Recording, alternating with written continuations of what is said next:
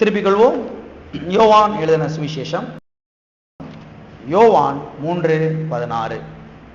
தேவன் தம்முடைய ஒரே பேரான குமாரனை விசுவாசிக்கிறவன் எவனோ அவன் கெட்டு போகாமல் நித்திய ஜீவனை அடையும்படிக்கு அவரை தந்தருளி இவ்வளவாய் உலகத்தில் அன்பு கூர்ந்தார். ஜெபிப்போ.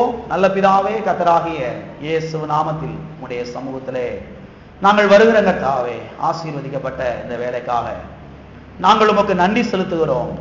மனுஷன் அப்பத்தினால் மாத்திரமல்ல, கர்த்தருடைய வாயிலிருந்து புறப்படுகிற ஒவ்வொரு வார்த்தையினாலும் பிழைப்பான் என்று சொன்னீரே. கர்த்தாவே, பிழைப்புக்கேற்ற வார்த்தைகளை இந்த காலை வேளையிலே நீர் எங்களுக்கு அனுப்பியறல வேண்டும்படியாய் நாங்கள் ஜெபிக்கிறோம். கர்த்தாவே, இந்த வார்த்தை கொண்டு எங்களோட நீர் பேசும். இந்த வார்த்தைகள் எங்களுடைய உள்ளத்திலே வெளிப்பாடாய் வெளிச்சமாய் மாறட்டும். மனதிலே உடைய வார்த்தைகள் சென்று பெரிய மாற்றத்தை ஏற்படுத்துங்க கர்த்தாவே. எண்ணங்களிலே மாற்றங்கள் வரட்டும். இயேசு நாமத்தில் பிதாவே, ஆமென். மறுபடியும் வாசிக்கிறேன், கவனிங்கள். தேவன் தம்முடைய ஒரே பேரான குமாரனை விசுவாசிக்கிறவன் எவனோ அவன் கெட்டு போகாமல் நித்திய ஜீவனை அடையும்படிக்கு அவரை தந்தருளி இவ்வளவாய் உலகத்தில் அன்பு கூர்ந்தார். இந்த வசனம் என்ன சொல்லுகிறது? இயேசுவை விசுவாசிக்கிறவன் எவனோ அவன் கெட்டு போக மாட்டான் என்று சொல்லுகிறது. இயேசுவை விசுவாசிக்கிறவன், யாரை விசுவாசிக்கிறவன்? இயேசுவை விசுவாசிக்கிறவன் கெட்டு போக மாட்டான் என்று இந்த வசனம் சொல்லுகிறது. ஆண்டவராய் இயேசு கிறிஸ்துவை ஏற்றுக்கொள்ளாதவர்கள் இந்த கால வேளையில இருப்பு என்று சொன்னால், ஆண்டவராய் இயேசு கிறிஸ்துவை உடைய சொந்த இரட்சகராக, உடைய ஆண்டவராக, உடைய தேவனாக உடைய இல்லத்திலே நீங்கள் ஏற்றுக்கொள்ள வேண்டும். ஏற்றுக்கொள்ளும் பொழுதுதான் ஆண்டவராய் இயேசு கிறிஸ்து உங்களை வாழ வைப்பார்.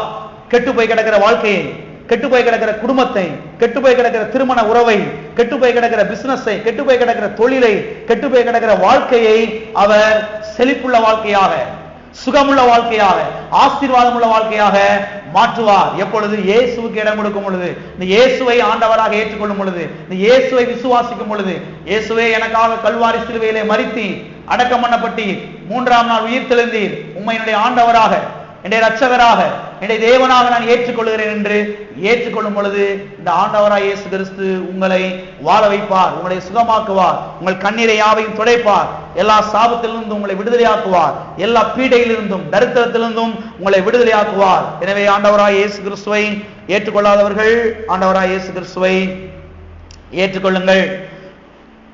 அது மட்டுமல்ல, கடந்த பல வாரங்களாக God is our Father, தேவன் நம்முடைய தகப்பன் என்ற தலைப்பிலே ஒரு தொடர் போதனையை நாம் ஞாயிற்றுக்கிழமை காலை ஆராதனைகளிலே நாம் பார்த்து கொண்டு வருகிறோம்.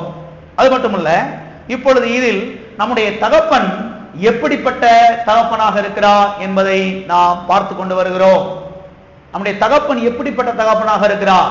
இந்த உலகத்தில் ஏராளம் தகப்பன்மார்கள் இருக்கிறார்கள். ஒவ்வொரு தகப்பன்மாரும் ஒவ்வொரு விதமாக, வித்தியாசமாக, வேறுபட்டவர்களாக இருக்கிறார்கள். ஆனால் நம்முடைய தகப்பன் எப்பொழுதுமே ஒரே விதமாய்த்தான் இருக்கிறார். இந்த பரலோக தகப்பன் மாறாதவராக அவர் இருக்கிறார். எனவே இந்த உலகத்தில் இருக்கிற சில தகப்பன்மார்களை வைத்துக் கொண்டு இந்த பரலோக தகப்பன் இப்படித்தான் என்கிற ஒரு முடிவுக்கு நாம் வந்துவிட கூடாது. பாருங்க, அன்னைக்கு ஒரு வீட்டுக்கு விசிட்டிங் போயிருந்தோம். அந்த சகோதரி அவங்க சொன்னாங்க, பக்கத்தில் பாருங்க ஒரு பிள்ளைக்கு குழந்தை பிறந்துருச்சு, குழந்தை பிறந்து இறந்து போயிடுச்சு. பாருங்க அந்த பொண்ணுக்கு சின்ன பிள்ளைல சண்டே ஸ்கூலுக்குலாம் வரும், என்கிட்ட வந்து அட்டன் பண்ணும். அந்த பிள்ளைக்கு பாருங்க 3 குழந்தையுமே பிறந்து இறந்து போச்சு, தொடர்ந்து 3மே இறந்து போச்சு. அப்ப அந்த சகோதரிட்ட நான் பேசிட்டு இருந்தப்ப அவங்க சொன்னாங்க, ஆண்டவர் ஏன் கொடுத்தார், ஏன் எடுத்தார், இப்படி அது கொடுக்காம இருந்திருக்கலாம்ல அப்படின்னு சொன்னாங்க பாருங்க. அப்ப அவங்ககிட்ட நான் சொன்னேன், தேவன் எடுக்கிறவர் கிடையவே கிடையாது. தேவன் வந்து இப்படி பிள்ளைய பிறக்கும் போதே கொள்ளுகிறவர் கிடையவே கிடையாது. பாருங்க, ஆண்டாண்டு காலமாக ஜனங்கள் கடவுள்னா இப்படித்தான் என்கிற ஒரு படத்தை அவருடைய மனதிலே இறுக பதித்து வைத்திருக்கிறார்கள். இதுதான் அவருடைய வாழ்க்கையினுடைய தோல்விக்கான காரணம். தேவனா அவர் இப்படிதான் செய்வார், தேவனா அவர் இப்படிதான் பண்ணுவார் என்கிற ஒரு படத்தை, ஒரு தவறான படத்தை இன்னைக்கு ஜனங்கள் மனதில் வைத்திருக்கிறார்கள். இதுதான் அவருடைய தோல்விக்கான காரணம் என்பதை நீங்கள் தெரிந்து கொள்ளுங்கள். எனவேதான் சத்திய வேதத்திலிருந்து இந்த தேவனை நாம் அறிந்து கொள்ள வேண்டும், இந்த தகப்பனை நாம் அறிந்து கொள்ள வேண்டும். இவர் எப்படிப்பட்டவர், இவர் எப்படிப்பட்ட தன்மையுடையவர், இவர் எப்படிப்பட்ட குணமுடையவர் என்பதை சத்திய வேதத்திலிருந்து நாம் கற்றுக்கொள்ள வேண்டும். இதைத்தான் நாம் தொடர்ந்து பார்த்து கொண்டு வருகிறோம். நம்முடைய தகப்பன் அவர் ஒரு நாளும் எடுக்கிற தகப்பன் கிடையவே கிடையாது. நம்முடைய தகப்பன் அவர் நல்ல தகப்பனாக இருக்கிறார், அவர் கொடுக்கிற தகப்பனாக இருக்கிறார். ஆமென். அந்த பிள்ளை பாருங்க, மரித்து போனதுக்கு 1000 காரணங்கள் இருக்கலாம். நானே உங்கள்கிட்ட விசாரிச்சு என்ன காரணம் சொல்லி அப்ப சில காரணங்கள் சொன்னாங்க. அப்பதான் சொன்னேன் அதான் காரணம், முதல்ல அதை சரி பண்ணுங்க, அதை சரி பண்ண எல்லாமே சரி ஆயிடும். கடவுளை என்ன செய்யாதீங்க, குற்றம் சாட்டாதே என்று நான் சொன்னேன். எனவே பாருங்க, நம்முடைய தகப்பன் அவர் நல்ல தகப்பனாக இருக்கிறார், அன்பின் தகப்பனாக இருக்கிறார், இரக்கங்களின் தகப்பனாக இருக்கிறார், கிருபையின் தகப்பனாக இருக்கிறார், பொய்யுரையாத தகப்பனாக இருக்கிறார். எனவே நம்முடைய தகப்பனை நாம் சரியாக புரிந்து கொள்ள வேண்டும். வாசிப்போம். எபேசியர் 1:17.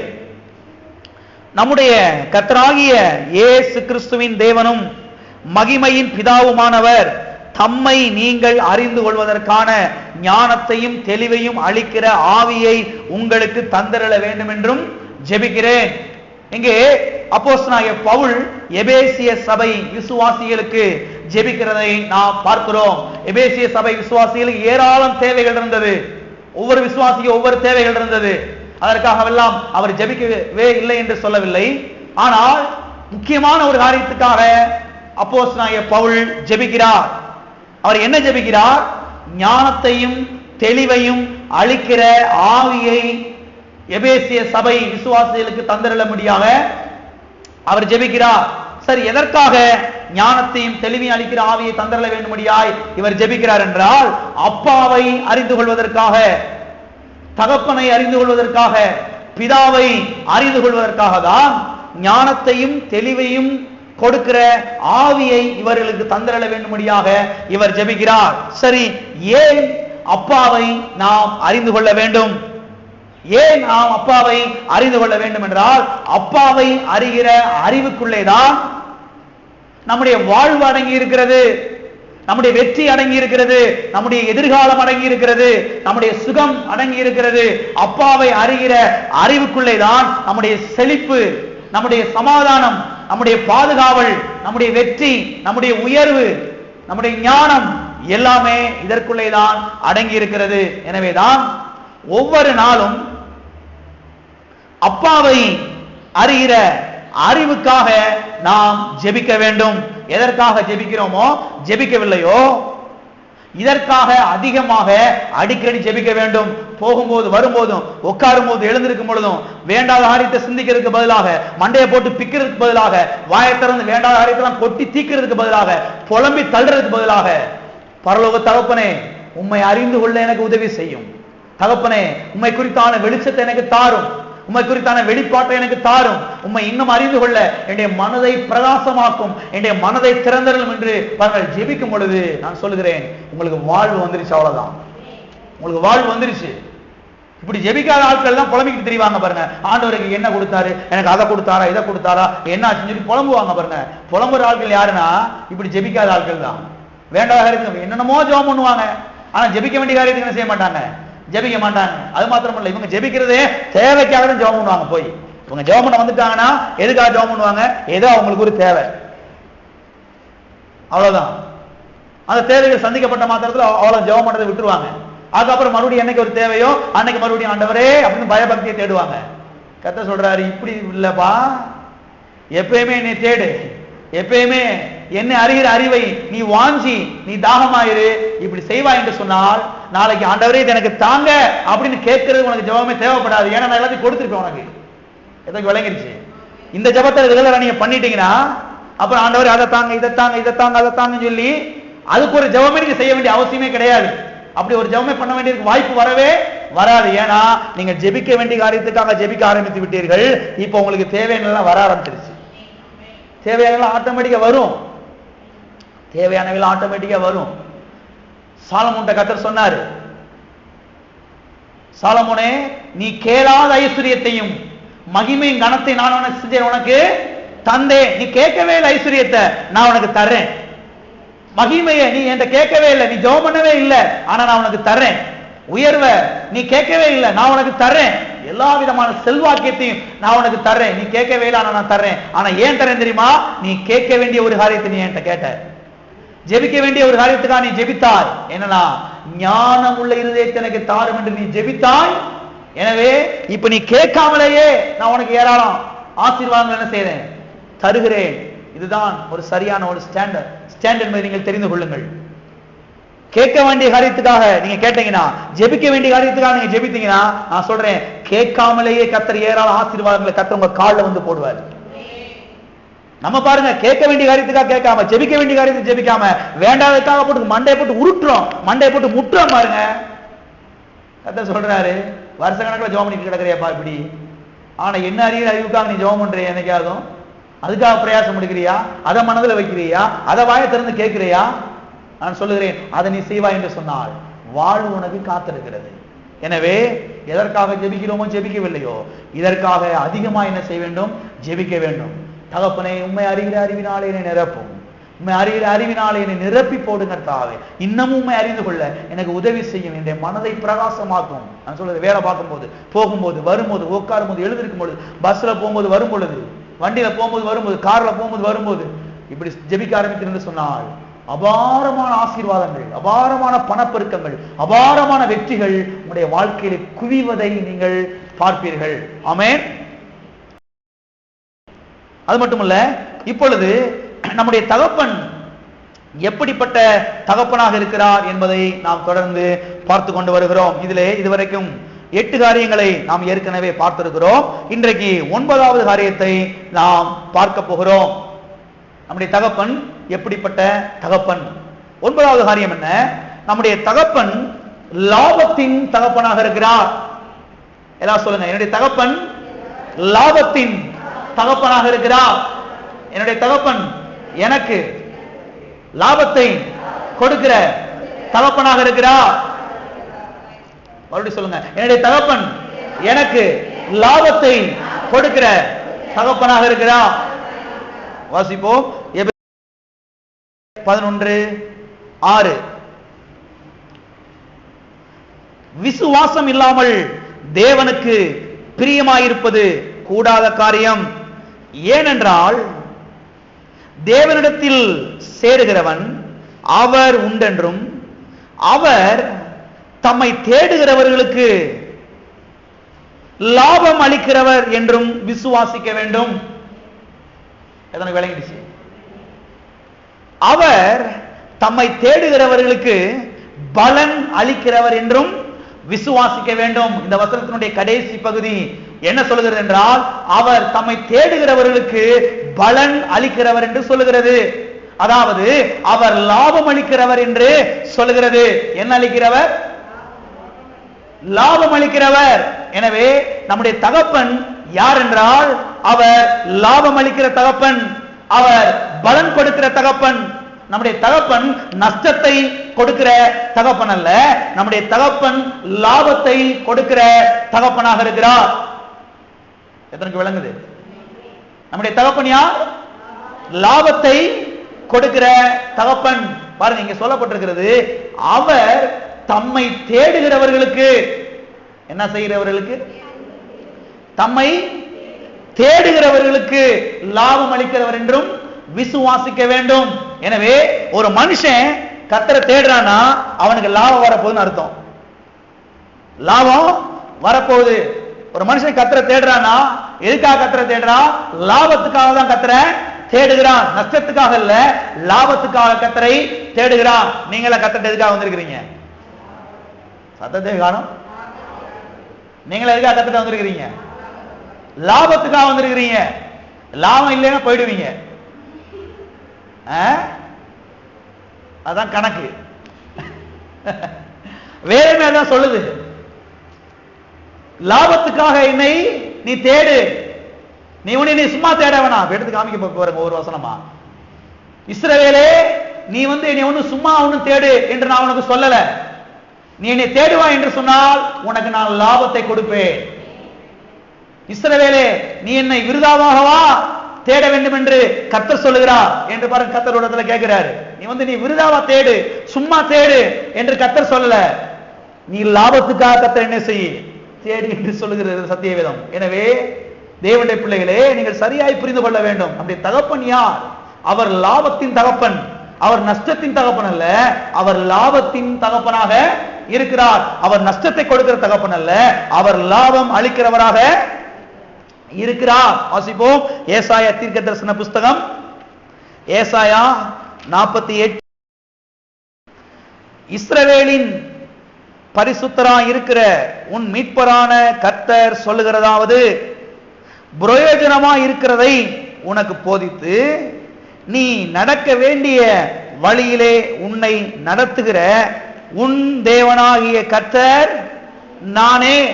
இங்கே கர்த்தர் என்ன சொல்கிறார் என்றால், பிரயோஜனமாய் இருக்கிறதை உனக்கு போதித்து. எதை உனக்கு போதித்து? பிரயோஜனமாய் இருக்கிறதை உனக்கு போதித்து, அதாவது பயனுள்ளதை உனக்கு போதித்து, லாபமா இருக்கிறதை உனக்கு போதித்து, உன்னை வழி நடத்துகிற உன் தேவனாகிய கர்த்தர் நானே என்று கர்த்தர் இங்கே சொல்லுகிறதை நாம் பார்க்கிறோம். எனவே நம்முடைய தகப்பன் நம்மை நஷ்டத்தின் பாதையிலே, இழப்பின் பாதையிலே வழி நடத்துகிற தேவன் அல்ல. அவர் லாபத்தின் வழியிலே வழி நடத்துகிற தகப்பனாக அவர் இருக்கிறார். நம்முடைய தகப்பன் நமக்கு நஷ்டமான காரியத்தை ஒரு நாளும் போதிக்கிற தகப்பன் அல்ல, லாபத்தை நமக்கு போதிக்கிற தகப்பனாக இருக்கிறார். எத்தனை ராமன் சொல்றீங்க பாருங்க. இன்னைக்கு சில ஆட்கள் ஆலோசனை கொடுப்பாங்க, சில நெருங்கிய நண்பர்கள் கூட எல்லாம் கவனிச்சுவாங்க. சில நெருங்கிய நண்பர்கள் கூட சில ஆலோசனை கொடுப்பாங்க. நமக்கு கொடுக்கும் போதே அதுக்குள்ள ஒரு உள்நோக்கம் இருக்கும். பார்த்திருக்கீங்களா? அது உங்களுக்கு தெரியாது, பிறகுதான் கண்டுபிடிப்பீங்க. அட பாவி பைய, இப்படிப்பட்ட ஒரு ஆலோசனை நமக்கு கொடுத்துட்டானே, இவ்வளவு பெரிய நஷ்டம் வந்துருச்சு, இதை மனசுக்குள்ள வச்சா நமக்கு இப்படி ஒரு ஆலோசனை கொடுத்தான்னு சொல்லி அப்புறம் தான் கண்டுபிடிப்பீங்க இல்லையா? பாருங்க, நெருங்கிய நண்பர்கள் கூட உங்களை கவுத்துறதுக்கு, உங்களை நஷ்டப்பட வைக்கிறதுக்கு, உங்களுக்கு இழப்பை வர வைக்கிறதுக்காக பாருங்க அந்த ஆலோசனைக்குள்ள ஏதோ ஒண்ணு வச்சு திருக்கி பாருங்க உங்களுக்கு சொல்லி கொடுத்துருவாங்க. நீங்க அதை போய் செஞ்சீங்கன்னா பெரிய இழப்புகள், நஷ்டம் வந்துடும். அப்புறம் போட்டு மண்டையை போட்டு பிச்சுக்கிட்டு இருப்பீங்க. இதுதான் உலகம். ஆனா சத்திய வேதம் சொல்லுகிறது, லாபமாயிருக்கிறதை, பிரயோஜனமாயிருக்கிறதை, பயனுள்ளதாயிருக்கிறதை உனக்கு போதித்து. பாருங்க, கர்த்தர் நமக்கு எப்பயுமே லாபமா இருக்கிற காரியத்தை என்ன செய்வாரு? போதிப்பார். ஒரு நாளும் நஷ்டமா இருக்கிற காரியத்தை நமக்கு என்ன செய்ய மாட்டார்? போதிக்க மாட்டார் என்பதை நீங்கள் திட்டமாய் தெரிந்து கொள்ளுங்கள். நான் ஏராளம் காரியத்தை பாருங்க கர்த்தர்ட்ட இருந்து பாருங்க நான் பெற்றிருக்கிறேன், லாபத்தை பெற்றிருக்கிறேன். அநேக முறைகளிலே கர்த்தர் எனக்கு ஆலோசனை சொல்லி இருக்கிறாரு. அதுக்கு நான் கீழ்ப்படிஞ்சிருந்திருக்கிறேன். பிறகுதான் கண்டுபிடிச்சிருந்திருக்கிறேன் அதை. ஓஹோ, கர்த்தர் மாத்திரம் அன்னைக்கு நம்மகிட்ட பேசி இதை செய்ய சொல்லலைன்னா நம்ம பாட்டுக்கு அந்த வழியில போயிருந்தோம்னா எவ்வளவு பெரிய நஷ்டம் வந்திருந்திருக்கும், எவ்வளவு பெரிய இழப்பு வந்திருக்கும் சொல்லி பிறந்த பிறகு நான் யோசிச்சு கர்த்தரை துதிச்ச நாட்கள் அநேகம் உண்டு. கர்த்தர் இந்த ஆலோசனை எனக்கு கொடுக்கலைனா எவ்வளவு பெரிய நஷ்டம், எவ்வளவு பெரிய இழப்பு, எவ்வளவு பெரிய பாதிப்பு, எவ்வளவு பெரிய வேதனை, எவ்வளவு கண்ணீர் நான் சந்திச்சிருந்திருப்பேன் சொல்லி பாருங்க யோசித்த நாட்கள் உண்டு. கர்த்தாவே உங்க கோடி ஸ்தோத்திரம், நல்ல ஆலோசனை கொடுத்தீர், லாபமான ஆலோசனை கொடுத்தீர், பயனுள்ள ஆலோசனை எனக்கு கொடுத்தீர் ஆண்டவரே, என்னை நேரான பாதையில் நடத்தினீர் கர்த்தாவே, உங்க கோடி ஸ்தோத்திரம் ஆண்டவரே. பாருங்க, அப்படிப்பட்ட ஆலோசனைகளை கர்த்தர் உங்களுக்கு கொடுக்க விரும்புகிறார். நம்முடைய தகப்பன் யார் என்பதை நீங்கள் புரிந்து கொள்ளுங்கள். நம்முடைய தகப்பன் அவர் நஷ்டத்தின் தகப்பன் அல்ல, நம்முடைய தகப்பன் அவர் லாபத்தின் தகப்பனாக இருக்கிறார். ஆமென். நம்முடைய தகப்பன் ஒரு நாளும் நமக்கு நஷ்டத்தை என்ன செய்ய மாட்டார்? கொடுக்க மாட்டார். அவருடைய பிள்ளைகளாகிய நாம் நஷ்டம் அடைவது தேவனுடைய திட்டம் கிடையவே கிடையாது. எல்லா கரங்களை வைத்து சொல்லுவோம், என்னுடைய தகப்பன் என்னை லாபத்தின் பாதையிலே வழி நடத்துகிறார், லாபமானதை எனக்கு போதிக்கிறார். லாபமானதை எனக்கு கர்த்தர் என்ன செய்கிறார்? போதிக்கிறார். பாருங்க, ஒரு குடும்பத்தை குறித்து நான் ஒரு சீடியில கேட்டேன் பாருங்க. அவர்கள் கொரியா தேசத்தில் இருக்கிறாங்க. இந்த லெதர் தொழில், தோல் சம்பந்தப்பட்ட தொழில் அவங்க செய்யறாங்களாம். பேக்கெல்லாம் நிறைய தயாரிச்சு கொடுப்பாங்க பாருங்க. பெண்கள் பயன்படுத்தக்கூடிய இந்த மாடல் பேக்கு, விதவிதமான பேக்கு. அந்த பேக்கை அவங்க தயாரிச்சு எக்ஸ்போர்ட் பண்ணுவாங்களாம் பாருங்க, எல்லா இதுக்கு அனுப்புவாங்களாம் பாருங்க. அவங்க இந்த மாதிரி செய்து கொண்டிருந்த நாட்கள்ல கர்த்தர் பாருங்க அவங்களுக்கு நல்ல லாபமா இருக்கிற ஆலோசனைகளை நிறைய கொடுப்பாராம் பாருங்க. கர்த்தர் பாருங்க அவங்க நைட்ல தூங்கும் போது சொப்பனத்துல சொல்லுவாராம், கர்த்தர் அருமையா சொல்லி கொடுப்பாராம் பாருங்க, இந்த பேக்கை இந்த மாடல் நீ செய்யணும்னு சொல்லி கொடுப்பாராம் பாருங்க. இந்த பேக்கு இந்த சைஸ் இருக்கணும், இவ்வளவு உயரம் இருக்கணும், இவ்வளவு மாடல் இருக்கணும், இவ்வளவு பின்னல்லாம் அதுல இருக்கணும், இதை நீ தயாரிச்சு நீ விற்பனை பண்ணினா ஏராளம் கோடிகளை சம்பாதிக்கலாம் சொல்லி பாருங்க. கர்த்தர் அப்படி ரொம்ப தெளிவா அந்த பேக் எவ்வளவு மாடல் எப்படி சொல்லி கொடுப்பாராம் பாருங்க. உங்களுக்கு ஆச்சரியமா இருக்குது பாருங்க. எலும்பி மறுநாள் காலையில் எழும்பி அதுக்குரிய எல்லா காரியத்தையும் செஞ்சு அந்த பேக்கை பாருங்க தயாரிச்சு ஏராளம் வெளியிடுவாங்களா பாத்தீங்கன்னா கோடிக்கணக்கான பணங்கள் லாபம். அது மாத்திரமல்ல, இந்த பேக் நல்ல விற்பனை போய் கொண்டிருந்த நாட்கள்ல இந்த பேக்கை இன்னொரு கம்பெனிக்காரன் எடுத்து அவன் தயாரிக்க ஆரம்பிச்சுவானா பாருங்க. அன்னைக்கு நைட்ல கத்தர் வேற பேக் மாடல் கொடுத்துருவாராம். எவ்வளவு ஆச்சரியமானவர் பாருங்க கத்தர். அந்த பேக் மத்தவங்க யாராவது வேற கம்பெனிக்காரங்க எடுத்து அதை அவங்களும் தயாரிச்சு விற்பனை பண்ணி போட்டிக்கு வரும் பொழுது அன்னைக்கு இரவிலேயே கத்தர் வேற ஒரு பேக் மாடலை கொடுப்பாராம் பாருங்க. எவ்வளவு ஆச்சரியமா இருக்குது. நம்முடைய தகப்பன் லாபத்தின் பாதையில் நடத்துகிற தகப்பன். நம்முடைய தகப்பன் நஷ்டத்தின் பாதையில் நடத்துகிற தகப்பன் அல்ல, லாபத்தின் பாதையில் நடத்துகிற தகப்பன். நான் சொல்லுகிறேன், கத்தரோடு நீங்க நெருங்கி இருந்தீங்கன்னா கத்தர் அநேக லாபமான காரியங்களை உங்களுக்கு சொல்லிக் கொடுப்பாரு. அதனால தாங்க கத்தர்கிட்ட நெருங்கி இருக்கணும், கத்தர்கிட்ட விட்டு தூரமா இருக்க கூடாது. தூரமா இருந்தா நமக்கு தான் நஷ்டம், அவருக்கு ஒன்றும் நஷ்டம் கிடையவே கிடையாது. கத்தரோட நெருங்கி இருந்தீங்கன்னா நான் சொல்லுகிறேன், கத்தர் அவ்வளவு அருமையான ஆலோசனைகளை, லாபமான ஆலோசனைகளை, பெருக்கமான ஆலோசனைகளை கத்தர் உங்களுக்கு என்ன செய்வார், சொல்லிக் கொடுப்பார். எனவே நம்முடைய தேவன் அவர் லாபத்தின் தேவன், அவர் நஷ்டத்தின் தேவன் கிடையவே கிடையாது. வாசிப்போம் ஏசாயா 49.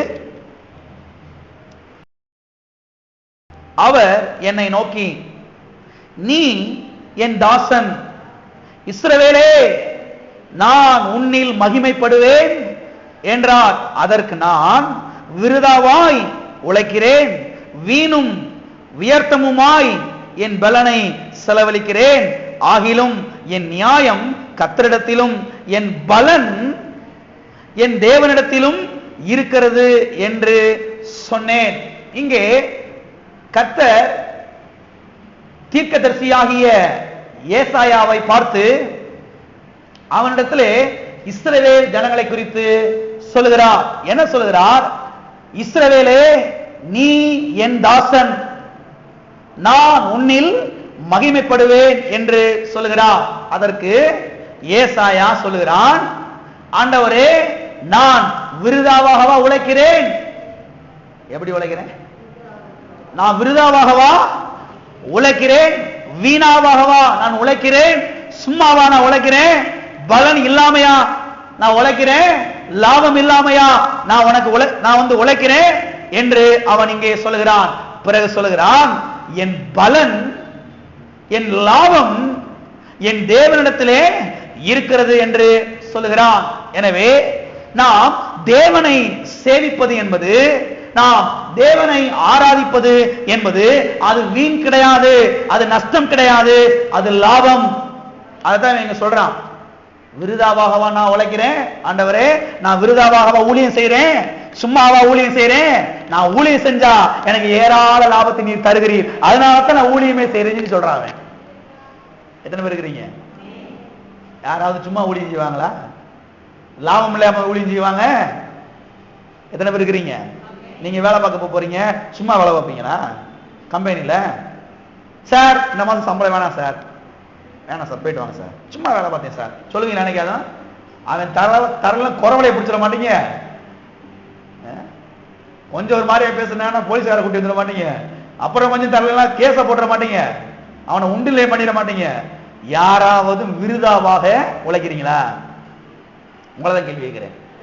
விருதா வேலை பார்க்குறீங்களா? சும்மா வேலை பார்க்குறீங்களா? நல்லா கவனியுங்கள். கர்த்தரை சேவிப்பது என்பது, கர்த்தரை ஆராதிப்பது என்பது, கர்த்தரை தேடுவது என்பது சும்மா கிடையாது, அது லாபம் என்பதை தெரிந்து கொள்ளுங்கள். சும்மா ஆண்டவர் தேடுறேன், பொய் சொல்லாதீங்க. லாபத்துக்காக கத்தரை தேடுறீங்க. ஆண்டவர் ஒண்ணு தரலாம் ஓடி போயிடுவீங்க. கத்தரை தேடுவது என்பது, கத்தரை சேவிப்பது என்பது, கத்தரை தொழுது கொள்வது என்பது, நான் சொல்லுகிறேன், அது நமக்கு லாபம். அதான் சொல்றான். சும்மாவா ஆண்டவரே நான் உழைக்கிறேன், சும்மாவா நான் வேலை செய்யறேன், சும்மாவா நான் ஊழியம் செய்யறேன். ஆண்டவரே என்னுடைய பலன் உம்மிடத்திலே இருக்கிறது. ஆண்டவரே என்னுடைய ரிவார்டு, என்னுடைய அறுவடை, என்னுடைய லாபம் உம்மிடத்தில் இருக்கிறது. அதை நீர் என்ன செய்கிறீர், எனக்கு தருகிறீர் என்று சொல்லுகிறார். எனவே இங்கே இவன் சொல்லுகிறதை பார்த்தால் பாருங்க, தெளிவாய் சொன்னால் எப்படி சொல்லலாம், லாபத்திற்காகத்தான் நான் தேவனிடத்திலே வந்திருக்கிறேன் என்று சொல்லுகிறான். நீங்கள் அப்படிதான் வந்திருக்கிறீங்க.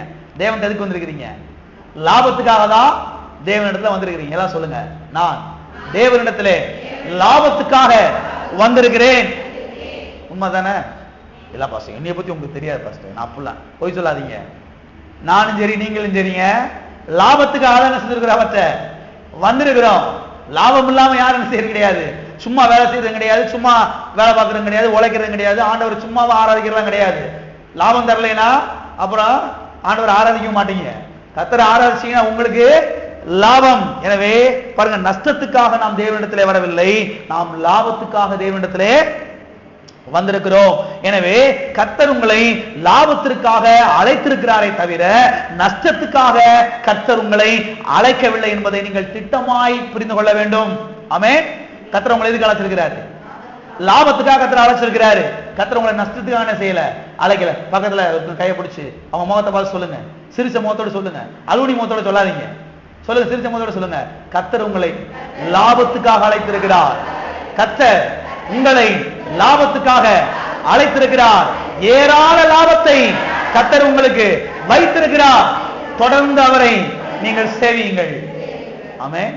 தொடர்ந்து அவரை நீங்க சேவிச்சீங்க, நான் சொல்றேன், ஏராள லாபம் வரும். இப்ப கொஞ்சம் லாபம் வந்திருக்குது, இன்னும் அதிகமா கர்த்தரை ஆராதிச்சீங்கன்னா இன்னும் அதிகமான லாபம் வரும். லாபம் எத்தனை பேருக்கு வேணும்? நிறைய கர்த்தரை ஆராதிச்சீங்கன்னா, கர்த்தருடைய வார்த்தை அதிகமா கேட்டீங்கன்னா, கர்த்தருடைய வார்த்தை அதிகமா பேசுனீங்கன்னா, நான் சொல்றேன், இன்னும் அநேக லாபங்கள் உங்களுக்கு வரும். அது மட்டும் இல்ல, சிலர் என்ன சொல்லுகிறார்கள் என்றால், எனக்கு லாபமே வரலங்கய்யா, என்ன செய்யலாம்? சட்டையை பிடிச்சி இப்படி ஏத்தி கேட்கிற மாதிரி சிலர், எனக்கு லாபமே வரல, என்ன செய்யலாம் சொல்லுங்க. நீங்க கௌரிங்கள் அருமையான தேவனுடைய பிள்ளைகளே, உங்கள் வாழ்க்கையிலே லாபம் வராமல் இருப்பதற்கு பல காரணங்கள் இருக்கலாம். அதற்கு தேவன் காரணம் கிடையவே கிடையாது என்பதை திட்டமாய் புரிந்து கொள்ளுங்கள். தேவன் உங்களை லாபத்துக்காக தான் அழைத்திருக்கிறார். ஏராள லாபத்தை வைத்துக் கொண்டுதான் கர்த்தர் உங்களை கூப்பிடுறாரு. அதுக்காக நீங்க வந்திருக்கிறீங்க.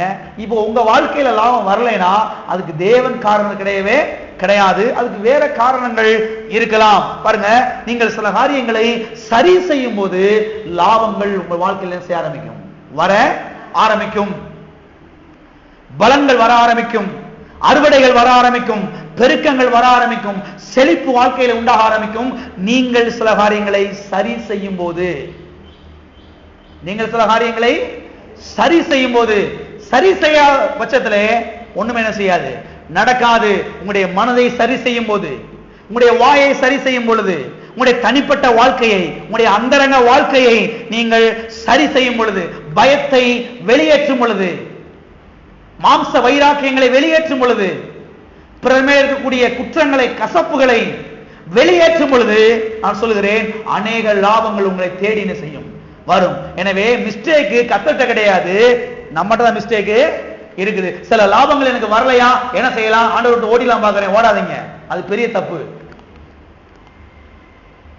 எதை சரி பண்ணணுமோ அதை சரி பண்ணீங்கன்னா லாபங்கள் வர ஆரம்பிக்கும், பெருக்கங்கள் வர ஆரம்பிக்கும், அறுவடைகள் வர ஆரம்பிக்கும், நன்மை வர ஆரம்பிக்கும், சுகம் வர ஆரம்பிக்கும், ஐஸ்வர்யங்கள் வர ஆரம்பிக்கும், ஆரோக்கியம் வர ஆரம்பிக்கும், நீங்கள் ஜெபித்த அந்த ஜெபத்துக்கான பதில் வர ஆரம்பிக்கும்.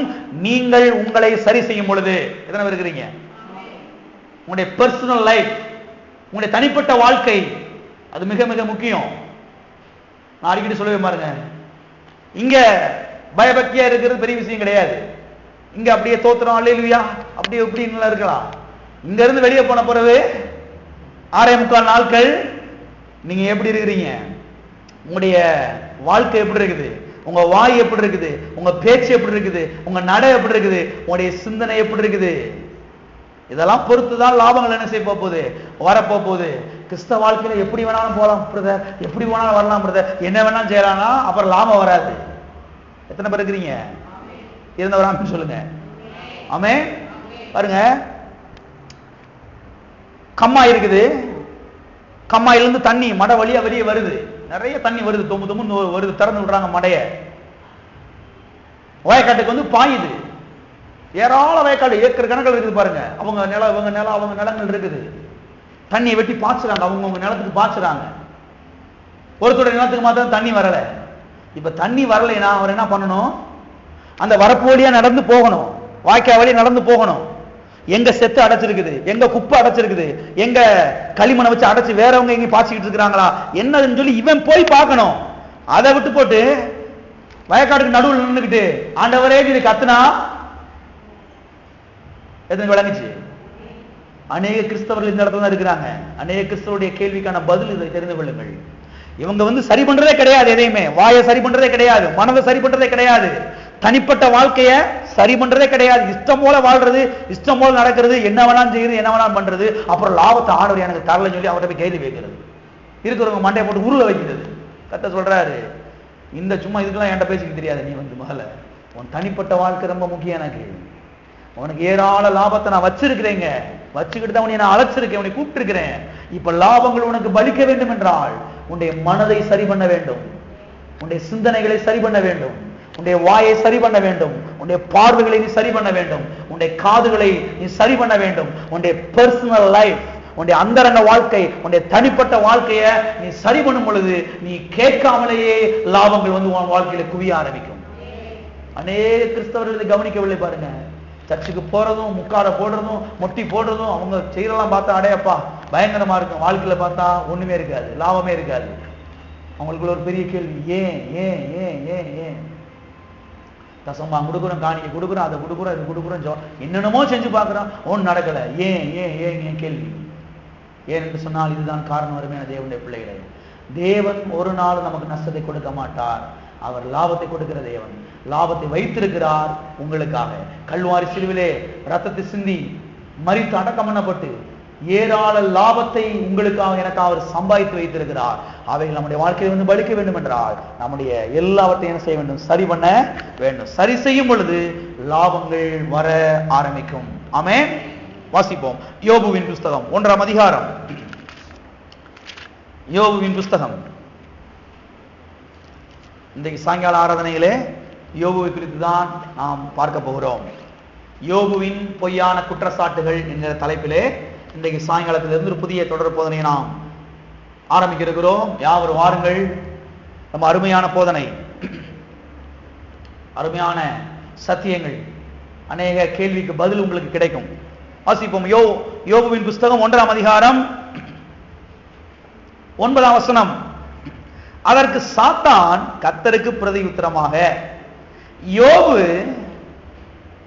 விருதாவாகவா தேவனுக்கு பயந்து நடக்கிறான்? யோபு சும்மாவாகவா தேவனை ஆராதிக்கிறான்? எத்தனைக்கு விளங்கிச்சு? இங்கே சாத்தான் கர்த்தரிடத்திலே என்ன சொல்கிறான் என்றால், யோபு விருதாவாகவா உம்மை தேடுகிறான்? யோபு விருதாவாகவா உமக்கு கீழ்ப்படிந்து நடக்கிறான்? யோபு விருதாவாகவா உம்மை சேவிக்கிறான் என்று சொல்லுகிறான். தெளிவாக சொன்னால், யோபு லாபம் இல்லையா, லாபம் இல்லாமலையா ஆண்டவரே உம்மை வந்து ஆராதிச்சுக்கிட்டு இருக்கிறான்? சாத்தான் எப்படி சொல்றான் பாருங்க. ஏன் ஆண்டவரே, இந்த யோபு இருக்கிறானே லாபம் இல்லாமலையா அவன் சேவிக்கிறான்? நீ ஏராள லாபத்தை அவனுக்கு கொடுக்கறனால தானே அவன் டெய்லி நம்ம வந்து ஆராதிக்கிறான், சேவிக்கிறான் அப்படின்னு யாரு சொல்றா? சத்தத்தை காணோம். நீர் லாபத்தை கொடுக்கிறபடினால் தானே அவன் உம்மை சேவிக்கிறான். நீர் லாபத்தை கொடுக்கவில்லை என்றால் அவன் உம்மை சேவிப்பானா? அப்படிதான் கேட்கிறான். எங்க நீர் லாபத்தை கொடுக்காமலும் அவன் உம்மை தேடுறானா பார்ப்போம். எனவே நம்முடைய தேவன் லாபத்தின் தேவன் என்பதை தேவனுடைய பிள்ளைகளாகி நாம் புரிந்து கொள்ள வேண்டும். எதற்காக தேவனை சேவிக்கிறோம், எதற்காக தேவனை ஆராதிக்கிறோம், எதற்காக சபைக்கு வருகிறோம், எதற்காக வேதம் வாசிக்கிறோம்? லாபத்துக்காக. என்ன பாஸ் இப்படி சொல்லிட்டீங்க? அதானங்க பைபிள். லாபத்துக்காக தான் கர்த்தரை தேடுறோம். கர்த்தரே அப்படிதான் சொல்றாரு. நீ நீ சும்மா தேட வேணாம்பா, நீ என்னை தேடினேனா நான் உனக்கு ஏராள லாபத்தின செய்றேன், தருகிறேன் என்றுதான் கர்த்தர் சொல்லுகிறார். அது மட்டும் இல்ல, யோபு கர்த்தரை சேவித்தானே, கர்த்தர் இவனுக்கு லாபத்தை கொடுத்தாரா கொடுக்கலையா? சாத்தான் இங்க சொல்றான், யோபு விருதாவாகவா சும்மாவாம தேடுற ஆண்டவரே, நீங்க லாபத்தை கொடுக்கறனால தான் நம்ம தேடுறான் அப்படின்னு சாத்தான் சொல்றான். சாத்தான் சொல்றது அங்க இருக்கட்டும். சாத்தானுக்கு தெரிஞ்ச விஷயம் சில கிறிஸ்தவங்களுக்கு தெரிய மாட்டேங்குது இன்னைக்கு. சரி, அங்க இருக்கட்டும். யோபு கர்த்தரை சேவித்தானே, கர்த்தர் இவனுக்கு லாபத்தை கொடுத்தாரா கொடுக்கலையா? வாசிப்போம். அவனுக்கு 7 குமாரரும் 3 குமாரத்திகளும் பிறந்தார்கள். இது லாபமா லாபம் இல்லையா? ஒரு பிள்ளைக்கு கர்த்தர் 10 பிள்ளை கொடுத்திருக்கிறார் யோபுவுக்கு. இது லாபமா லாபம் இல்லையாங்க? கர்த்தரை தேடினதுக்கு கர்த்தர் இவனுக்கு 10 பிள்ளை கொடுத்திருக்கிறார். அவ்வளவு சந்தோஷமா இருக்குது. ரைட், வாசிப்போம். அவனுக்கு 7000 ஆடுகளும். அடே அப்பா, 3 ஆடு 4 ஆடு வச்சிருந்தாவே நாங்க பெரிய ஆளு சொல்லி அவன் நடக்கிற நடைய பார்த்தா பயங்கரமா இருக்கும். இங்க பாருங்க எத்தனை ஆடு? 7000 ஆடுகளும் 3000 ஒட்டகங்களும் 500 ஏறு மாடுகளும். பாருங்க, சில வீட்டுல ஏறு மாடு வச்சிருப்பாங்க, 2 ஏறு மாடு 3 ஏறு மாடு வச்சிருப்பாங்க. அதை வச்சு கணக்கு பண்ணிடலாம் அவங்க வீட்டுல எத்தனை ஏக்கர் நிலம் இருக்குன்னு சொல்லி கண்டுபிடிச்சிடலாம். எத்தனை ஏக்கர் நிலம் வச்சிருக்காங்க கண்டுபிடிச்சிடலாம். எங்க வீட்டுல 2 ஏறு மாடு இருக்குதுங்க, அவங்க வீட்டுல 5 ஏறு மாடு இருக்குங்கன்னா அப்ப அதுக்கு ஏத்த மாதிரி ஏக்கர் இருக்குன்னு அர்த்தம், வயக்காடு இருக்குன்னு அர்த்தம். இங்க பாருங்க என்ன சொல்லப்பட்டிருக்கிறது? 500. அப்ப எத்தனை ஏக்கர் இருந்திருக்கும் வீட்டை? 500 ஏறு மாடுனா எத்தனை ஏக்கர் நிலம் இருந்திருக்கும்? யோசித்து பாருங்க. வாசிக்கிறேன். 500 கழுதைகளுமாகி மிருக ஜீவன்கள் இருந்தது.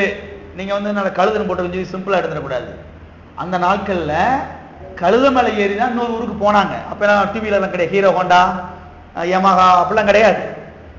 நடந்துதான் போனாங்க. ஊரு விட்டு ஊரு. பொண்ணை கூட நடந்தே கூட்டிட்டு வருவாங்க கல்யாணம் முடிச்சு. அந்த காலத்துல கல்யாணம் முடிச்சு பொண்ணு மாப்பிள்ளை நடந்து வருவாங்க 25 கிலோமீட்டர் குறுக்கு வழிக்க கல்யாணம் அன்னைக்கு.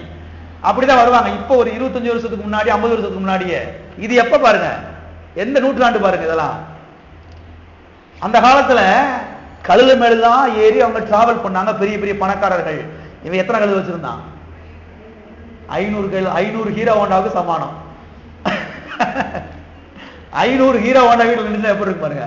2 ஹீரோ ஹோண்டா வீட்டுலனாவே ஆண் வாய பழக்கிற இன்னைக்கு ஒண்ணு போல ஆளாடுறாங்க சில ஆட்கள் தான். இவன் 500 ஹீரோ ஹோண்டா வச்சிருந்து இருக்கிறான். இது லாபமா லாபம் இல்லையா? கர்த்தரை இவன் சேவித்தானே, கர்த்தர் இவனை சும்மா விட்டாரா? யோசித்து பாருங்க. வாசிக்கிறேன், தொடர்ந்து வாசிக்கிறேன், கவனிங்க. திரளான பணிவிடைக்காரர்களும் இருந்தார்கள். எத்தனை பணிவிடைக்காரர்கள்? திரளான பணிவிடைக்காரர்னா சமைக்கிறதுக்கு ஒரு ஆளு, ஆடு மேய்க்கிறதுக்கு, மாடு மேய்க்கிறதுக்கு, ஒட்டகத்தை மேய்க்கிறதுக்கு, கழுதை மேய்க்கிறதுக்கு, அந்த கழுதையெல்லாம் குளிப்பாட்டுறதுக்கு ஒரு செக்ஷனா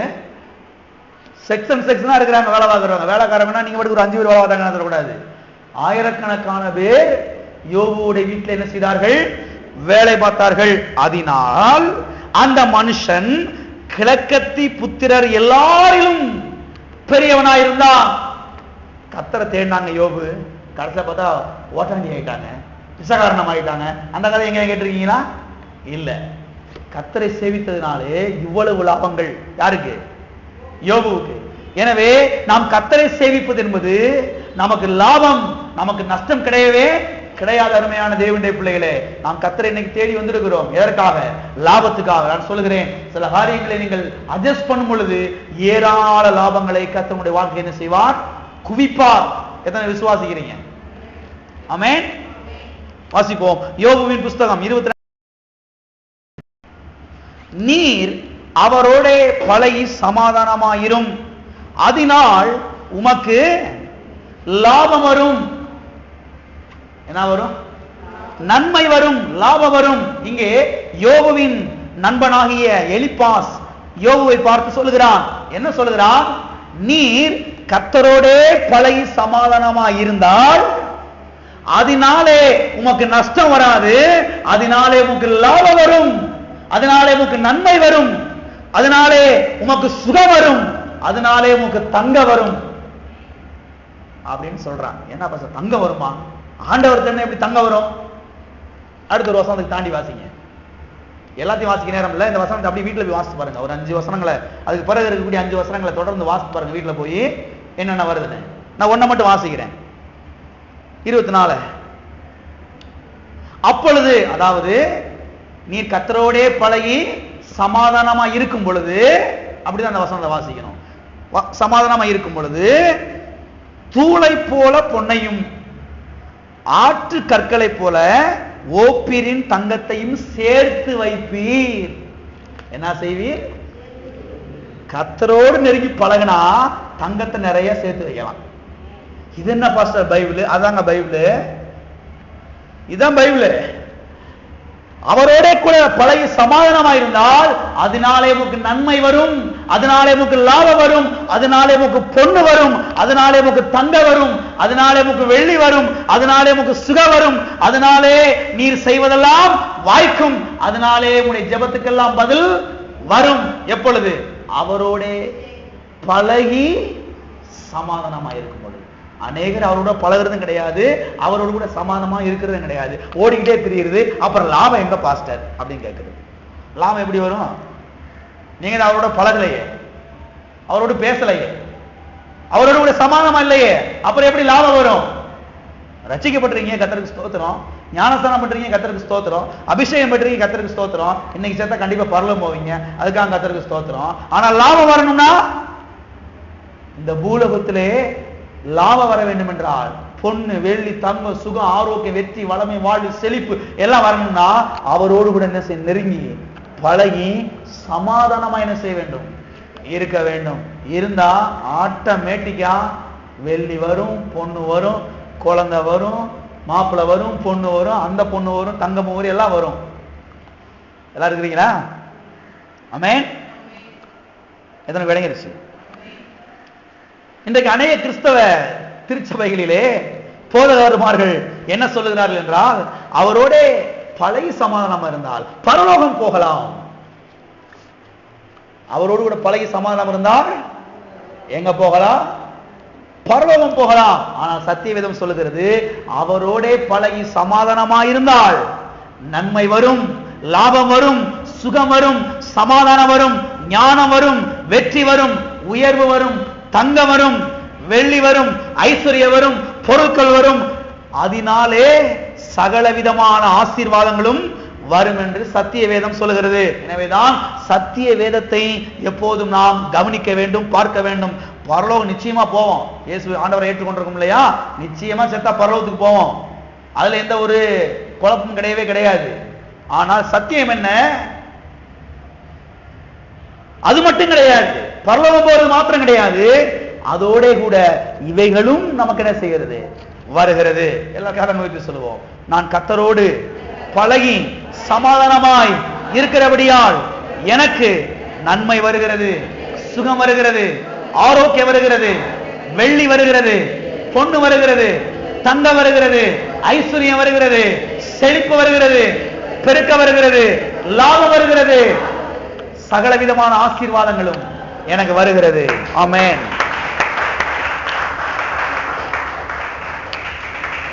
கர்த்தரோட பழகுனா லாபம் வரும். லாபம் வரலைனா எங்கேயோ தவறு நடக்குது, நீங்க அதை உடனே சரி பண்ணணும். லாபம் வரலைனா எங்கேயோ பெசகு இருக்குது, எங்கேயோ குழப்பம் இருக்குது, அதை சரி பண்ணணும். சரி பண்ணா லாபங்கள் தொடர்ந்து வர ஆரம்பிக்கும். ஆமென். பாசிட்டிவ். ரோமர் கெழு நிருபம், ரோமர் 10:12. யூதன் என்றும் கிரேக்கன் என்றும் வித்தியாசமே இல்லை, எல்லாருக்கும் கர்த்தரானவர் தம்மை தொழுது கொள்ளுகிற யாவருக்கும் ஐஸ்வர்ய சம்பன்னராய் இருக்கிறார். தம்மை தொழுது கொள்ளுகிற யாவருக்கும் அவர் ஐஸ்வர்ய சம்பன்னராய் இருக்கிறார். இந்த வசனம் என்ன சொல்லுகிறது? நாம் கர்த்தரை தொழுது கொண்டால், நாம் கர்த்தரை சேவித்தால், நாம் அவரை ஆராதித்தால், நாம் அவரோட கூட நம்முடைய உறவையும் ஐக்கியத்தையும் வைத்துக் கொண்டால் அவருடைய ஐஸ்வர்யம் நம்முடைய பங்காய் மாறும் என்று சொல்லுகிறது. கவனிங்க, ஒரு மனுஷன் கர்த்தரை தொழுது கொண்டால் கடைசியிலே பாருங்க, அந்த மனுஷன் ஒண்ணுமலாம போயிட்டான் அப்படின்னு சொல்ல முடியாது. ஒரு மனுஷன் கர்த்தரை தொழுது கொண்டானா கடைசியில பார்த்தா ஓட்டாண்டியா போயிட்டானா அப்படி சொல்ல முடியவே முடியாது. கர்த்தரை தொழுது கொண்டால் இங்க சொல்லப்பட்டிருக்கிறது, அவருடைய ஐஸ்வர்யம் நம்முடைய பங்கா என்ன செய்கிறது? மாறுகிறது. ஒரு மனுஷன் கர்த்தரை தேடினா கடைசியில் ஒண்ணுமா போயிட்டான். அப்படி அவங்க ஆனதுக்கு 1000 காரணங்கள் இருக்கலாம். தேவன் காரணம் கிடையவே கிடையாது. எனவே கர்த்தரை நாம் சேவித்தால் நமக்கு லாபம் உண்டு, நமக்கு நஷ்டம் கிடையவே கிடையாது. எத்தனை சொல்றீங்க இத? அதான் இந்த வசனம் சொல்லுது. நம்மை தொழுது கொள்ளுகிற யாவருக்கும் அவர் ஐஸ்வர்ய சம்பன்னராக இருக்கிறார். நீங்க அவரை தொழுது கொள்றீங்க, கடைசியில பார்த்தா அவருடையதெல்லாம் உங்களுடையதான் மாறிடுது. விளங்குதா?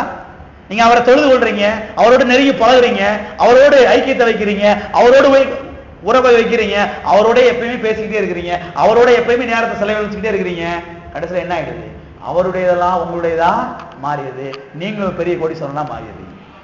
ஆமே, இது அப்படித்தாங்க. இல்லைங்க, அவர் பெரிய ஆள் கூட பழகுறீங்க, நான் கஞ்சிக்கு வழி நம்ம செத்துக்கிட்டு இருக்கீங்க, நான் என்ன அர்த்தம் இதுல? எனக்கு ஒரு பெரிய நண்பனை தெரியுங்க, சரி உங்களுக்கு என்ன லாபம் கிடைச்சிச்சு? ஒண்ணுமே கிடைக்கலைங்க. அப்புறம் இதுக்கு நான் அந்த பொண்ணோட உட்காந்து பேசணும், அப்புறம் இதுக்கு அந்த நண்பனோட உட்காந்து நேரத்தை செலவிடணும். யோசித்து பாருங்க. கர்த்தரோடு நெருங்கி பழகினால், அவரோடு கூட உறவை ஐக்கியத்தை வைத்துக் கொண்டால், நான் சொல்லுகிறேன், அவருடைய ஐஸ்வர்யம் எல்லாம் நம்முடைய பங்காய் மாறுகிறது. அவருடைய ஐஸ்வர்யம் எல்லாம் நம்முடைய பங்காய் மாறும் பொழுது நான் ஓட்டாண்டியா இருக்க முடியாது, நான் ஏழையா இருக்க முடியாது. ஆமென்.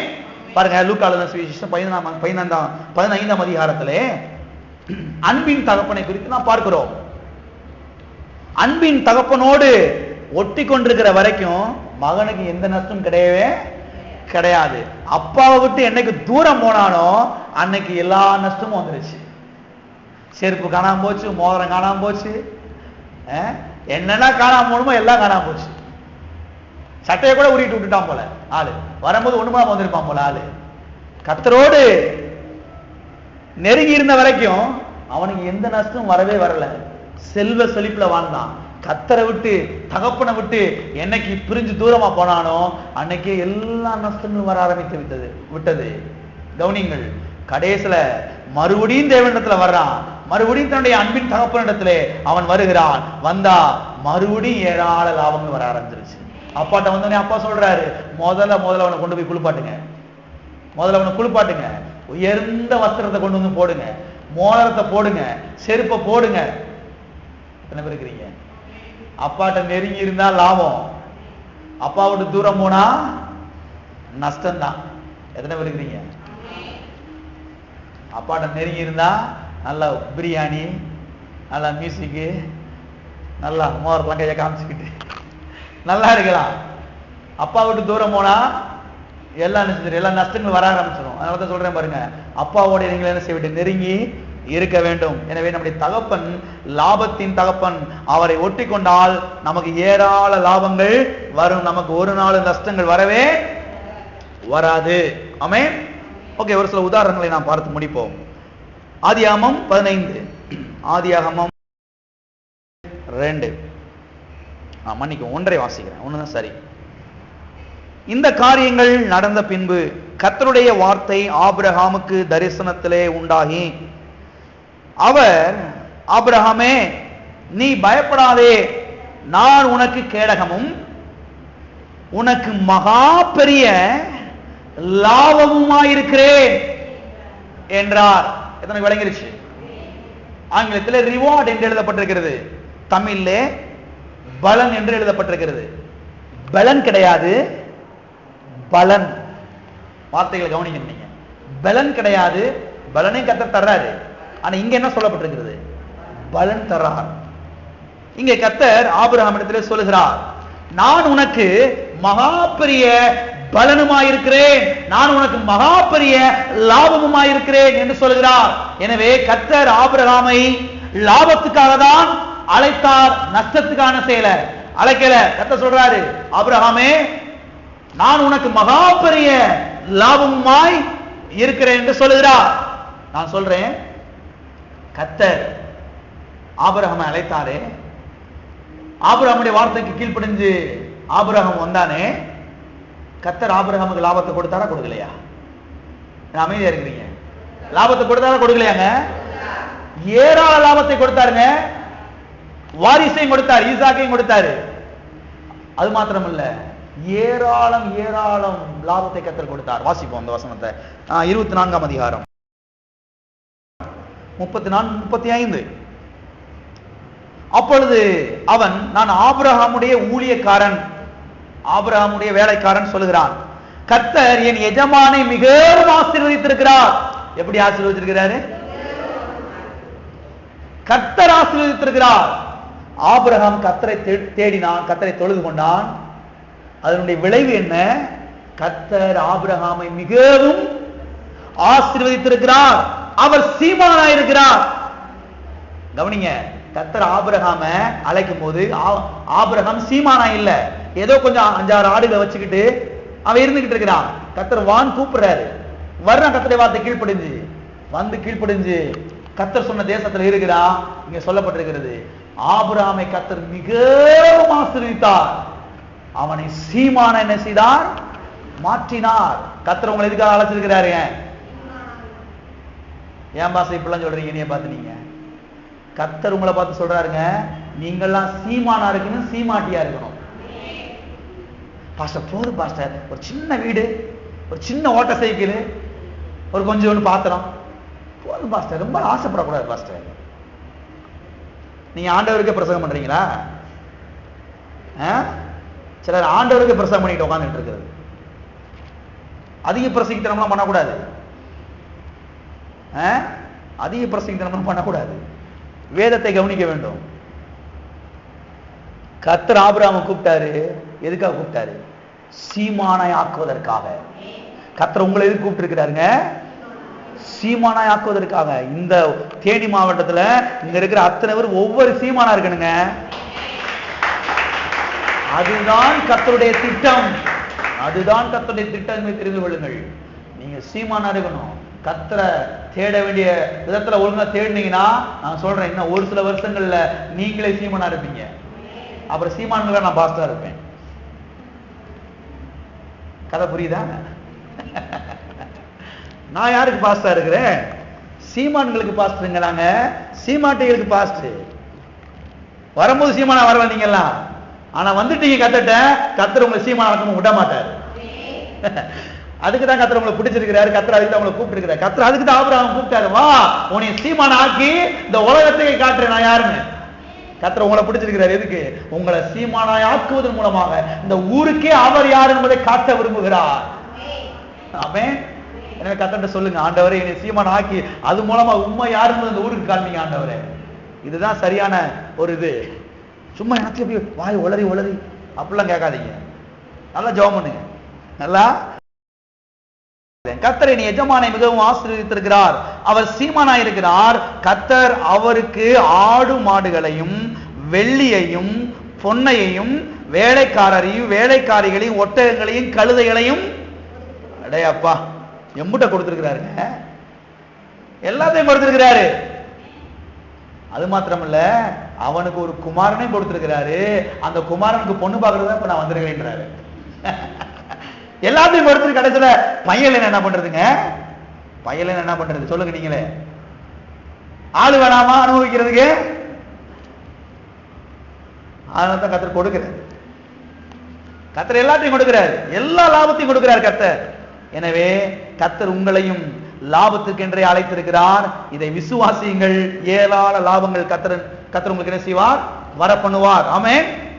வாசிப்போம் 5ஆம் அதிகாரம் 6ஆம் வசனம். அந்தபடியே அவர்கள் செய்து தங்கள் வலை கிழிந்து போகத்தக்கதாக மிகுதியான மீன்களை பிடித்தார்கள். இந்த சம்பவம் உங்களுக்கு நன்றாக தெரியும். கர்த்தர் பேதுருவை பார்த்து சொல்லுகிறார், வலைகளை போடுங்கள் என்று. இவன் வலையை போடுறான். கர்த்தர் வலைகளை போட சொன்னாரு, இவன் வலையத்தான் போடுறான். நடந்தது என்ன? திரளான மீன்களை பிடித்தார்கள். மிகுதியான மீன்களை பிடித்தார்கள். வலை கிழிந்து போகத்தக்கதாக பிடித்தார்கள். நான் கேட்கிறேன், இது லாபமா லாபம் இல்லையா? லாபமா லாபம் இல்லையாங்க? லாபம். அது மட்டும் இல்ல, கர்த்தர் சொல்லுகிறார், இந்த பேதுருவை பார்த்து கர்த்தர் சொன்னாரு, என் பின்னே வா, நான் உன்னை மனுஷனை பிடிக்கிறவனாய் ஆக்குவேன் என்று சொன்னார்.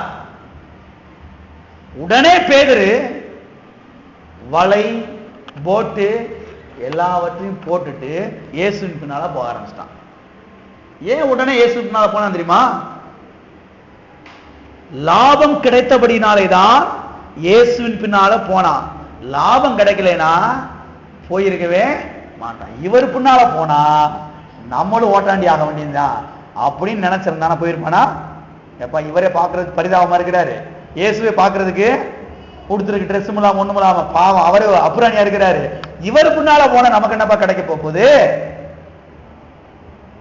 அப்படின்னு யோசிச்சிருப்பான். ஆனா இயேசுவின் பின்னால உடனே போனான்.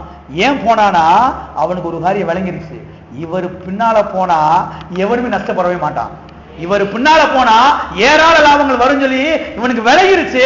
எனவே போட்டு வலைகளை எல்லாத்தையும் விட்டுட்டு போயிட்டான், இயேசு பின்னால போயிட்டான். சிலர் வலையை விடுறதுக்கு யோசிப்பாங்க, அப்படியே விடுவோமா விட வேணாமா, ஒருவேளை இயேசுதான் நம்மளை காப்பாற்றுவாரா காப்பாற்ற மாட்டாரா, ஒருவேளை என்ன செய்வா என்ன நடக்குமோ தெரியாது அப்படின்னு யோசிப்பாங்க. இவன் அப்படிலாம் யோசிக்கல, டக்குன்னு கூப்பிட்டோன்னே போட்டான், பின்னாடி போயிட்டான். ஏன்னா அவனுக்கு ஒன்று விளங்கிருச்சு, அன்னைக்கு காலையில ஒன்று விளங்கிருச்சு. அடே அப்பா சரியான ஆளா இருப்பார் போல, இவர் பின்னால போனா ஏராள லாபங்கள் நமக்கு வரும் சொல்லி இவனுக்கு விளங்கிருச்சு. உடனே எல்லாத்தையும் விட்டுட்டு இந்த இயேசு பின்னால போயிட்டான். நீங்களே இயேசு பின்னால எதுக்கு வந்திருக்கிறீங்க? என்னன்னு தெரியல பாஸ்டர், காப்பாத்துவாரா காப்பாற்ற மாட்டாரா, கஞ்சி கிஞ்சி ஊத்துவாரான்னு தெரியல, ஒரு சந்தேகத்தோட தான் இருக்கிறேன். நல்ல வேளைக்கு நீங்க டவுட்டை கிளியர் பண்ணிட்டீங்க இன்னைக்கு.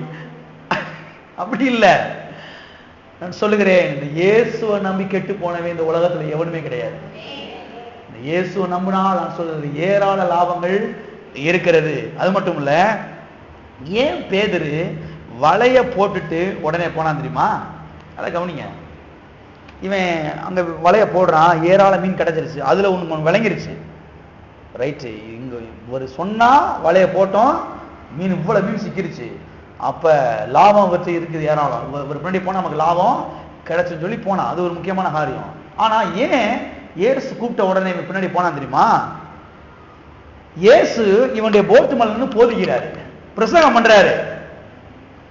பிரசங்கத்தை கேட்டுக்கிட்டே இவன் வலையை பின்னிக்கிட்டே இருக்கிறான். ஏராள மக்கள் கூடிட்டாங்க அந்த கடற்கரையில, அவ்வளவு மக்கள் கூடி இயேசுடைய பிரசங்கத்தை கேட்டுக்கிட்டு இருக்கிறாங்க. இவன் தண்ணிக்குள்ள நின்றுக்கிட்டு வலைய அலசிக்கிட்டு அதை முடிச்செல்லாம் அவுத்துக்கிட்டு அப்படி நின்றுக்கிட்டே ஒரு பிரசங்கத்தை கேட்டுட்டே இருக்கிறான். கவனிங்க, இவருடைய போதனைகள் லாபம் கொடுக்கக்கூடிய போதனைகளாக இருந்தது. லாபம் கொடுக்கக்கூடிய போதனைகளாக இருந்தபடினாலேதான் வலைய உடனே போட்டு பின்னாடி போயிட்டான்.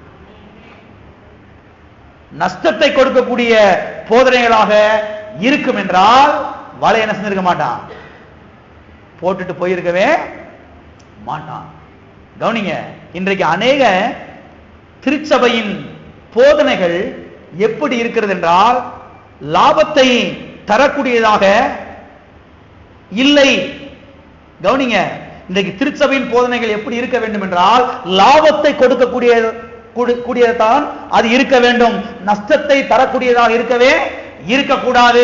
ஏனென்றால் மக்கள் சபைக்கு எதற்காக வருகிறார்கள் என்றால் லாபத்திற்காக தான் சபைக்கு வருகிறார்கள், சுகத்துக்காக தான் சபைக்கு வருகிறார்கள், ஆசீர்வாதத்துக்காக தான் சபைக்கு வருகிறார்கள், வெற்றிக்காக தான் சபைக்கு வருகிறார்கள், செழிப்புக்காக தான் சபைக்கு வருகிறார்கள், விடுதலைக்காக தான் சபைக்கு வருகிறார்கள், ரட்சிப்புக்காக தான் சபைக்கு வருகிறார்கள்.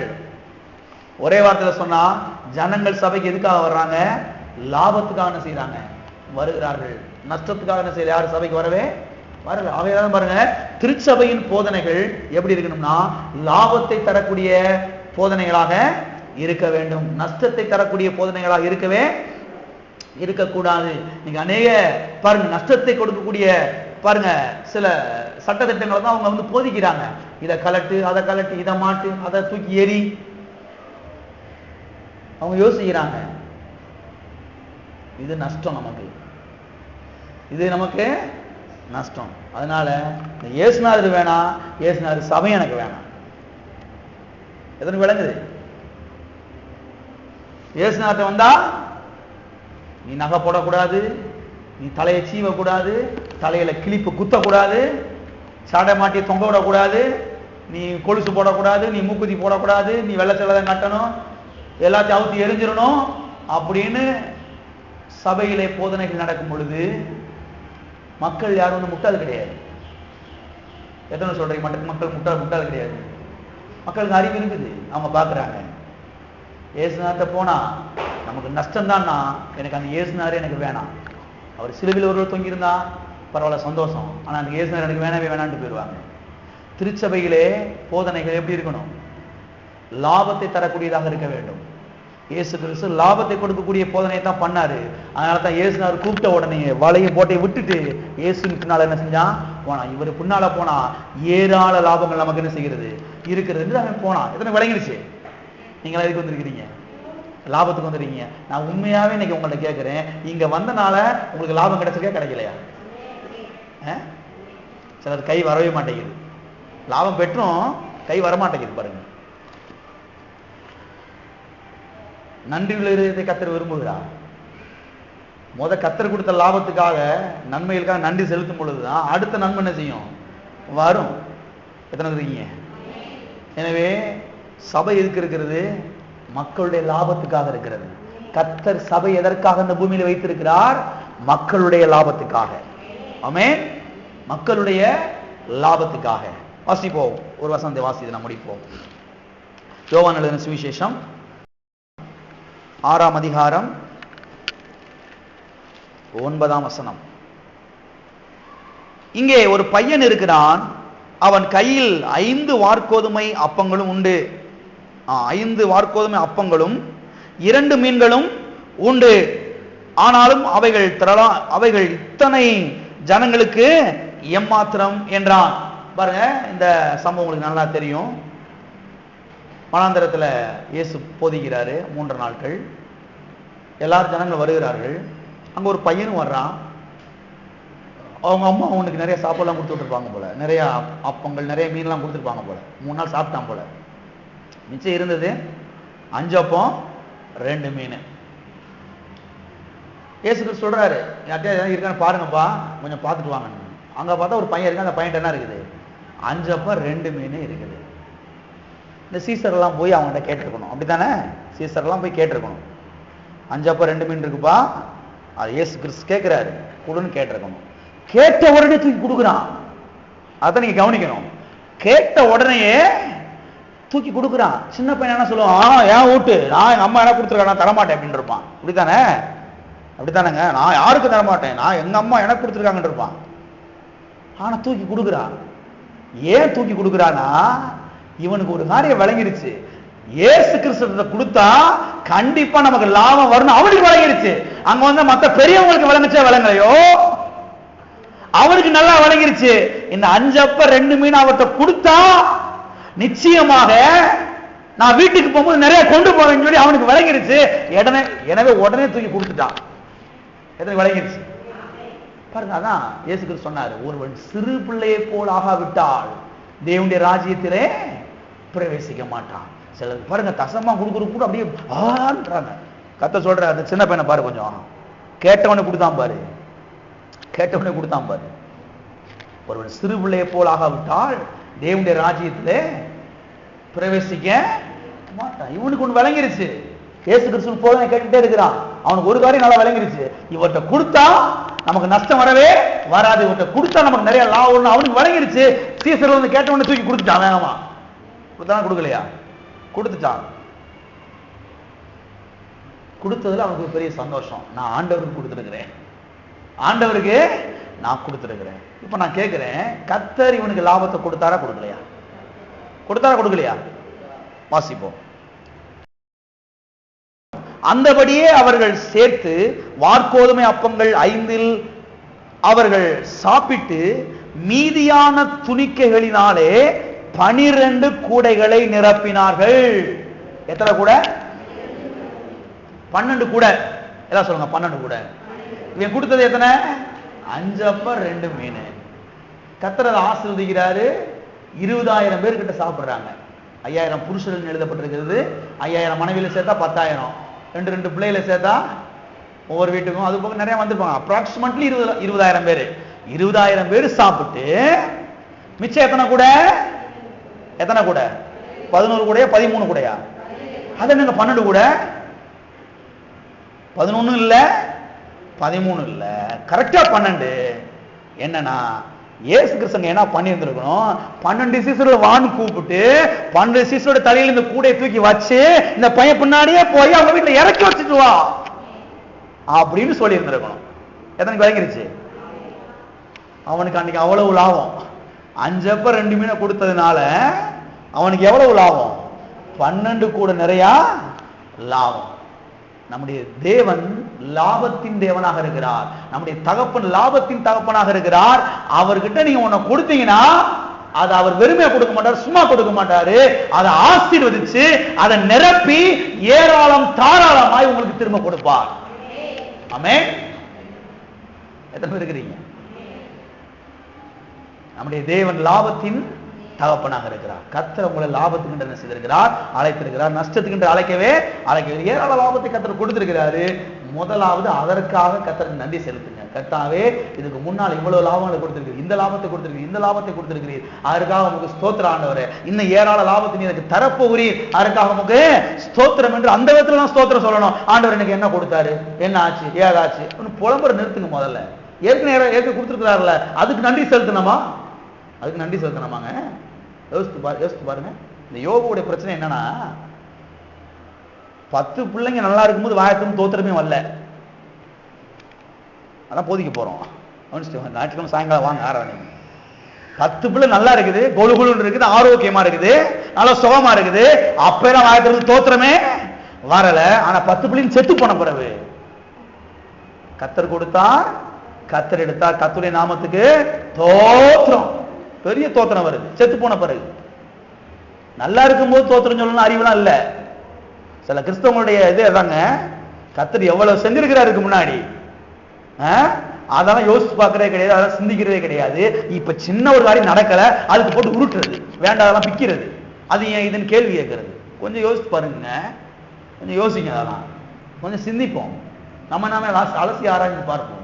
சில காரியங்கள் கொஞ்சம் நடக்கல, சில காரியங்கள் தாமதமாகுது, அதுக்கு சில காரியங்கள் இருக்கலாம், சில காரியம் நம்ம அட்ஜஸ்ட்மெண்ட் பண்ணணும், சில காரியம் சரிப்படுத்தணும். சரி பண்ணா கண்டிப்பா அது நடக்கும். அதை விட்டு போட்டு கர்த்தரை குறை சொல்லிக்கிட்டு, கர்த்தரை கரைச்சு கொட்டிக்கிட்டு, கர்த்தரை புலம்பிக்கிட்டு உருட்டிக்கிட்டு, அதனால 2 நாளைக்கு சர்ச்சுக்கு வராம இருக்கிறது, அதனால ஜெபம் பண்ணாம இருக்கிறது, அதனால பைபிள் வாசிக்காம இருக்கிறது, அதனால என்னத்தையும் பார்க்கறது. என்னங்க இதெல்லாம் அர்த்தமாங்க? இதெல்லாம் யாராவது ஒரு சிஸ்டர், சபைக்கு ஒரு சிஸ்டர் பிரதர் இருந்தாங்கன்னா, ஐயோ அவங்க பார்த்து கேள்வி கேட்டுருவாங்க, இங்கிட்டு சந்துக்குள்ள ஓடுறது, ஏன் சர்ச்சுக்கு வழி கேட்டுருவாங்களே. என்னங்க இதெல்லாம்? இதா இது பாஸ்டர் ஓடு ஒளிஞ்சுக்க, கதவுல பாத்ரூம் ஒளிஞ்சுக்க, நீ போன பொருள் நான் சொல்றேன். என்னங்க இதெல்லாம் அர்த்தமாங்க? சிரிக்கிறீங்க, விளங்குது உங்களுக்கு? அது கிடையாதுங்க. கர்த்தர் தம்முடைய ஜீவனையை நமக்காக கொடுத்திருக்கிறார். இதை விட என்னங்க பெருசு? கல்வாரி சிலுவையில் எனக்காக தொங்கி இருக்கிறாரு, எல்லாம் எவ்வளவு பெரிய காரியம் பண்ணியிருக்கிறார், என்னை ரட்சித்திருக்கிறாரு. இன்னைக்கு நான் செத்தா சந்தோஷமா பரலோகத்துக்கு போவேன், நரகத்துக்கு போக மாட்டேன். எவ்வளவு பெரிய காரியங்க. இந்த நிச்சயம் இந்த வெளியில் உள்ளவங்களுக்கு இருக்குதா? எங்க போவான் அவனுக்கே தெரியாது. கர்த்தர் இவ்வளவு பெரிய ஒரு பாக்கியத்தை கொடுத்திருக்கிறாரு. இன்னைக்கு ஒரு சின்ன காரியம் ஏதோ நடக்க வைக்கலன்னா புலம்பி தவிச்சு உருடுறதா? நான் சொல்ற அருமையான தேவனுடைய பிள்ளைகளை, கர்த்தர் ஏராள லாபத்தை நமக்கு கொடுத்திருக்கிறார். அதுக்கு முன்னாடி எவரோ ஏராள அற்புதங்களை செய்திருக்கிறார். அதற்காக ஒவ்வொரு நாள் கர்த்தரை ஸ்தோத்திரிப்போம், துதிப்போம், அதற்காக நன்றி செலுத்துவோம். நான் சொல்லுகிறேன், நிச்சயமாய் இன்னும் ஏராள லாபங்கள் நமக்கு வருகிறது, வந்து கொண்டே இருக்கிறது. நீங்கள் பெற்று அனுபவிப்பீர்கள். ஆமென். அதை எழுப்பி நிற்போம், கர்த்தரை நாம் ஸ்தோத்திரிப்போம். அடுத்த வாரத்தில் நாம் தொடர்ந்து பார்க்கலாம். எல்லாரும் கர்த்தரை நாம் ஸ்தோத்திரிப்போம். ஓ உமக்கு ஸ்தோத்திரம் கர்த்தாவே, உமக்கு ஸ்தோத்திரம், ஸ்தோத்திரம் ஆண்டவரே. லாபத்தின் தகப்பனே உமக்கு ஸ்தோத்திரம், லாபத்தின் தேவனே உமக்கு ஸ்தோத்திரம். ஓ உமக்கு நன்றி, உமக்கு நன்றி தேவனே, உமக்கு நன்றி, உமக்கு நன்றி, உமக்கு நன்றி, உமக்கு நன்றி கர்த்தாவே, உமக்கு நன்றி.